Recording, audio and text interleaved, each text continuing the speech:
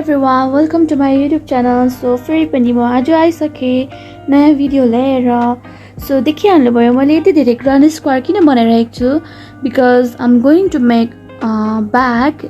हैन जुन चाहिँ एकदमै राम्रो देखिन्छ लाइक यो युज गरेर बनाउँदा फेरि चाहिँ एकदमै अट्र्याक्टिभ देखिन्छ अनि लाइक मसँग चाहिँ यति धेरै धागोहरू उब्रेको छ कि सो त्यो धागोहरूलाई म के गरौँ भनेर चाहिँ म त्यसलाई फेरि रिहार चाहिँ कसरी बनाउने सो म देखाउन जाँदैछु यो कसरी बनाउने भनेर and this is a daisy granny square है okay first of all हामीले चारटा चेन बनाउनु पर्यो 3 4 अनि यो फर्स्ट चेनमा यसरी we have to do slip knot भन्छ यसलाई chain 3 2 3 okay अब यहाँ ओके यो चाहिँ सेकेन्ड सर्कल हो सेकेन्ड सर्कलमा चाहिँ के गर्नुपर्छ भने लाइक यो हेर्नु चेन 4 बनाएँ मैले चेन 4 बनाइसकेपछि चाहिँ अब यहाँबाट चाहिँ ट्रिपल भन्छ लाइक यसरी दुईचोटि हामीले चाहिँ यसरी दुईचोटि गर्नुपर्छ ट्रिपल टाइम्स एन्ड यो चाहिँ डबल क्रोशे एन्ड यसरी यहाँ 2 भयो अब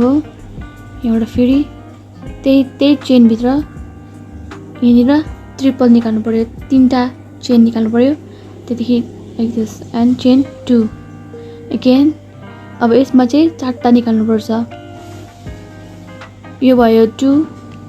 त्यतिकै फेरि ट्रिपल एन्ड यो भयो 3 again triple in same chain अनि यो भयो चारटा सो चारटाबाट अब चेन 2 सेम यही प्रोसेस गर्दै जाने यहाँदेखि एक राउन्ड हान्ने सो यसरी नै बन्छ second part of the ग्रानी square again यसरी नै गर्दै जाने अगेन यो देखिहाल्नु भयो लास्टमा अब चाहिँ यहाँदेखि चाहिँ अब यसलाई जोइन गर्नुपर्छ सो जोइन गर्दाखेरि चाहिँ मैले अघि चारटा चेन बनाएको थिएँ यसमा 1 2 3 4 सो फोर्थमा गएर यसरी स्लिप नट बनाउने स्लिप नट अब यो पार्ट सक्यो सो यसलाई कट गरिदिने अब देखिहाल्नु भयो यो पार्ट यस्तो हुँदैछ सो यसलाई भित्र यसलाई चाहिँ अर्को पार्टमा लगाएर राख्दिनु हैन अब यहाँबाट म अर्को कलर चेन्ज गर्छु सो यो कलर यसमा यो कलर सुट गर्छ सो यो कलर हाल्ने हो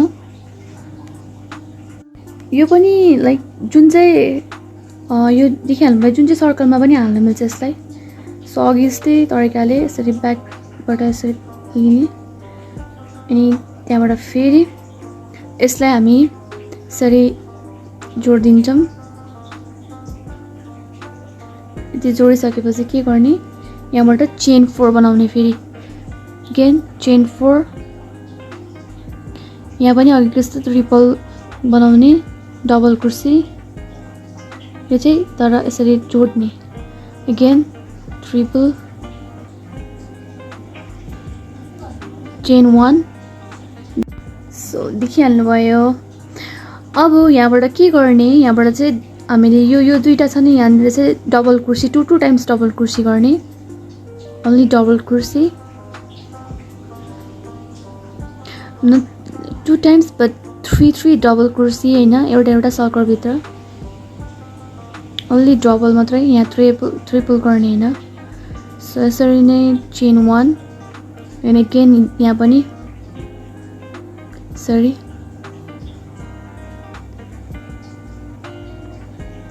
अब चाहिँ फेरि यहाँ के गर्नु पर्यो स्क्वायर शेपमा ल्याउनु पर्यो नि हैन यो स्क्वायर शेपमा ल्याउनुको लागि चाहिँ के गर्नुपर्छ हामीले स्क्वायर शेपमा ल्याउनुको लागि चाहिँ फेरि वी हेभ टु डु यहाँ ट्रिपल यसरी ट्रिपल एन्ड 1 2 3 अब यहाँ फेरि चेन 3 एन्ड फेरि यहीँनिर यही सर्कलभित्र 3 टाइम्स डबल क्रोशे है double crochet but triple but यसरी ट्रिपल लिने and like this again triple यही सर्कल भित्र सो देखिहाल्नु भयो यो स्क्वायर शेपमा आइरहेछ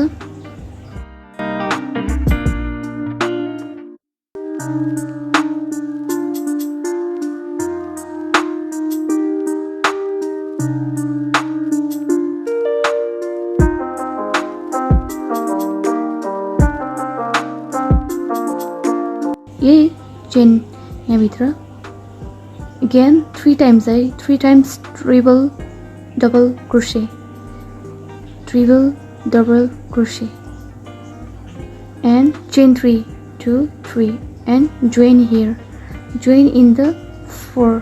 here la granny squares sabai ready गरिसके मैले so how many granny squares are there 1 2 3 4 5 6 7 8 9 10 11 12 13 13 वटा छ सो अब यो 13 वटाबाट चाहिँ म ब्याक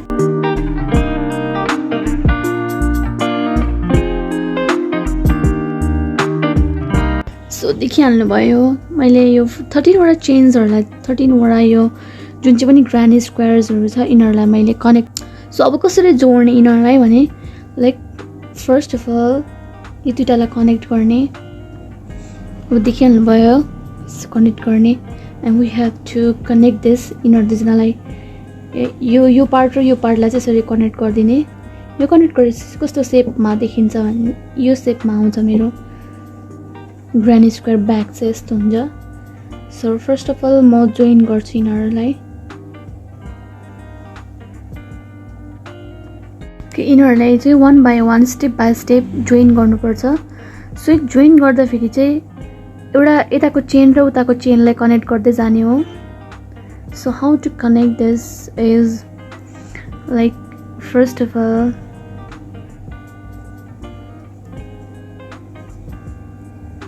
लाइक दिस यताको चेन र उताको चेनसँग चाहिँ कनेक्ट गर्दै जाने यसरी नै स्टेप बाई स्टेप कुर्सीमा लाइक दिस हैन sorry one by one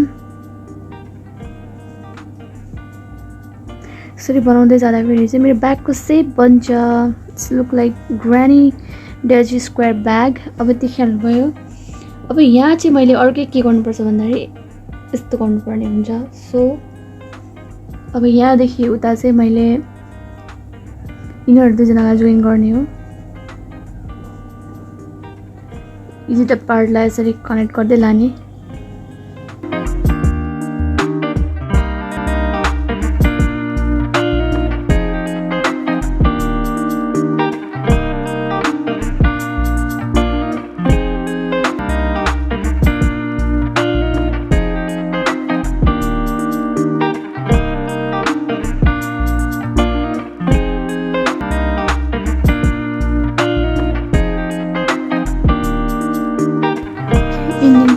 आइसके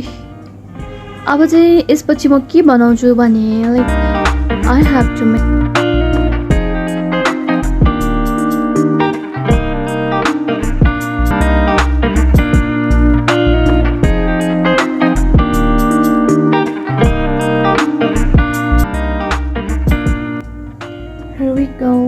यो हो मेरो ब्यागको सेप बनिसकेको छ सो अब ब्याक स्ट्र्याप चाहिँ कसरी बनाउने त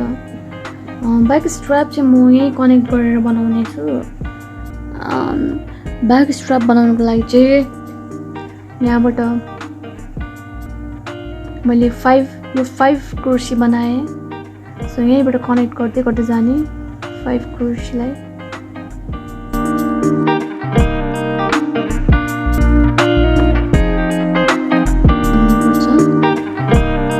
हाल्नुभयो मैले ब्याक स्ट्र्याप पनि बनाइसकेँ अब अलिकति बाँकी छ इन्डिङमा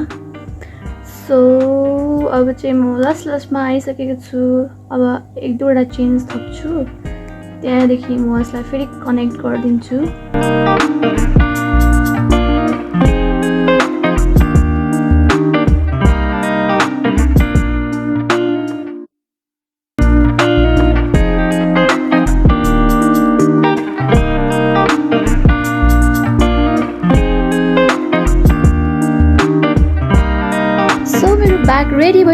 छ देखिहाल्नु कस्तो अट्र्याक्टिभ वाला ब्याग देख्दैछ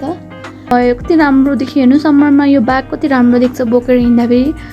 लाइक एकदमै घाम्ने डेमा चाहिँ यो हामी बोकेर हिँड्नु सक्छौँ so this is all thank you so much for watching my video like subscribe गर्न नभुल्नु होला मन पर्यो भने अर्डर पनि गर्न सक्नुहुन्छ